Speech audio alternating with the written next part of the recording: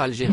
Une reprise des vols est-elle envisageable? Cela fait 30 jours depuis que les vols de rapatriement de la compagnie Air Algérie sont suspendus.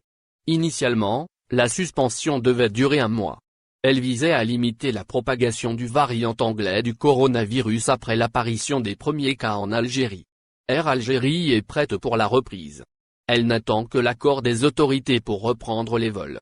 Dans un communiqué paru le lundi 29 mars, la compagnie aérienne algérienne a montré des signes d'impatience et presse pour une reprise rapide des vols.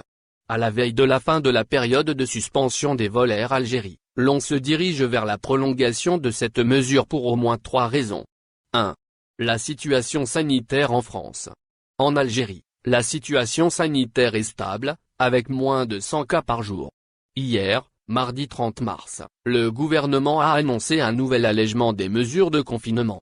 Désormais, seuls 9 wilayas, dont Alger, sont concernés par un couvre-feu dont la durée a été réduite. Mais la reprise des vols ne dépend pas uniquement de la situation sanitaire en Algérie.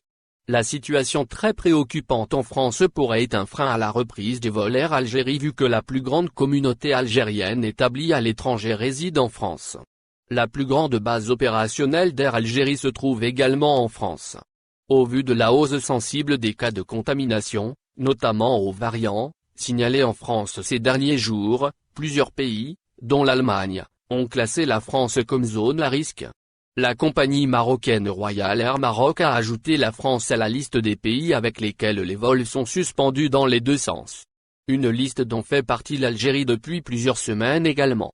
Il est quasi impossible d'envisager une reprise des vols en Algérie sans une amélioration de la situation sanitaire en France pour les raisons citées plus haut. 2. L'Algérie n'est pas à l'abri d'une troisième vague. En Algérie, la situation s'améliore, mais les inquiétudes demeurent, surtout après l'apparition de cas des variants anglais et nigérians. Pour le membre du comité scientifique, le professeur Mohamed Belhoussine, le spectre d'une troisième vague plane sur l'Algérie. Nous ne sommes pas à l'abri d'une troisième vague, l'unique élément qui nous permettrait de nous en protéger, c'est le respect des mesures barrières, a-t-il déclaré dans un entretien accordé à TSA lundi 29 mars.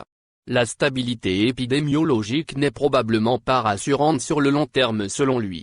Nous avons un nombre de cas, positifs, qui tourne autour de 100 cas par jour. Ceci est rassurant. Cette situation, est-elle réellement rassurante sur le moyen et le long terme?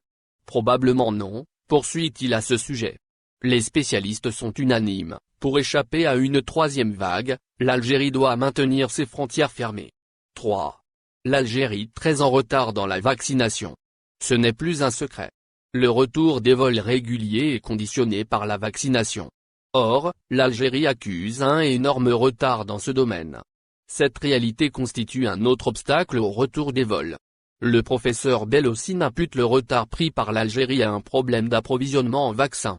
Nous ne sommes pas le seul pays au monde à vivre cette situation de difficulté d'approvisionnement, ajoute-t-il. Devant cette donne, l'Algérie pourrait être contrainte à retarder le retour à la normale même en cas d'amélioration ailleurs dans le monde et notamment en France.